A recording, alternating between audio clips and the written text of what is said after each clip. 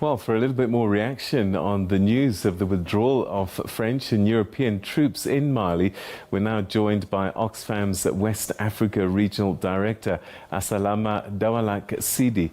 Thanks very much indeed for joining us, and welcome to the program. There's been tension between Mali and France for a long time now, and some of the European allies. So perhaps it's not a surprise to see there was this withdrawal, but what are your fears in terms of immediate consequences if the French troops and European allied troops withdraw quickly, as Mali seems to be demanding?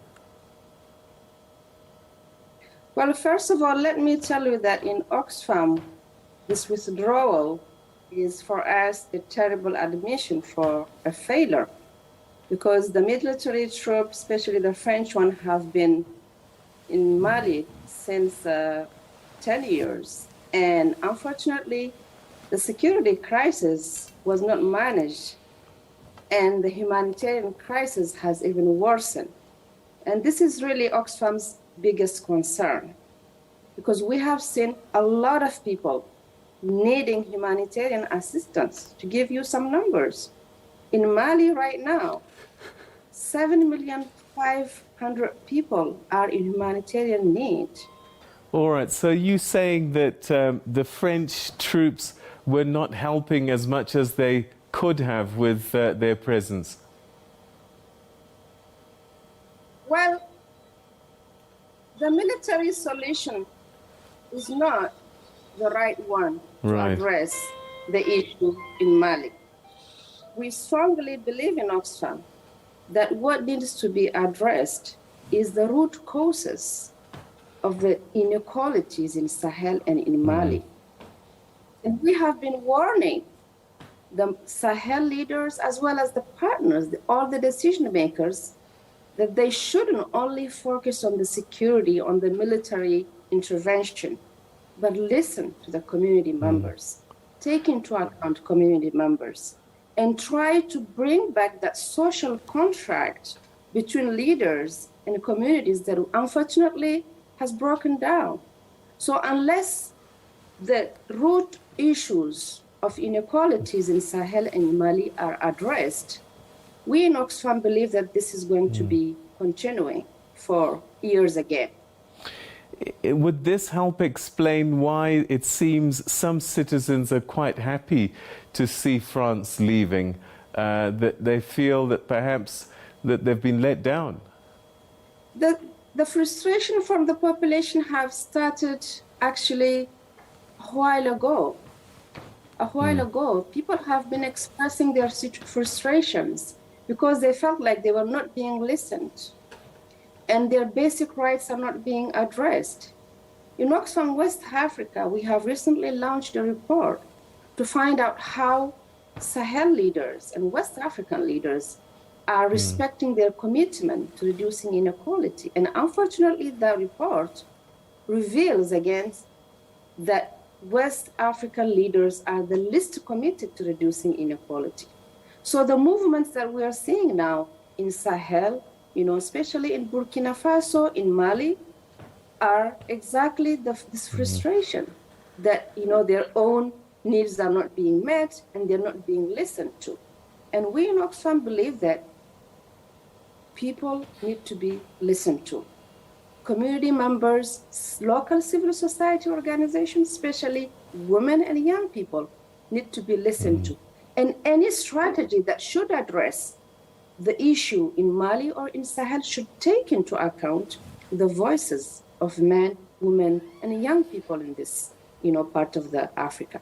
Talking about the most vulnerable people, has it been difficult for you as an organization to get access to people in need because of the insecurity? Sometimes access is very difficult. And unfortunately, those displaced people, 360,000 people in Mali have fled their communities, leaving everything behind them, their fields, their livestock, and sometimes it's quite difficult to access those people and provide them the humanitarian assistance that they do need. That's definitely an issue. I know that you can't comment really on capacity and what the choices that are being made by the authorities. The military junta has decided that it wants to stay in power until 2025, and this is part of the challenge. ECOWAS, in response, has put sanctions on Mali. Does that further put strain on trying to help the people inside Mali, that they're sitting with sanctions as well? These sanctions are terrible. They're just worsening the humanitarian situation.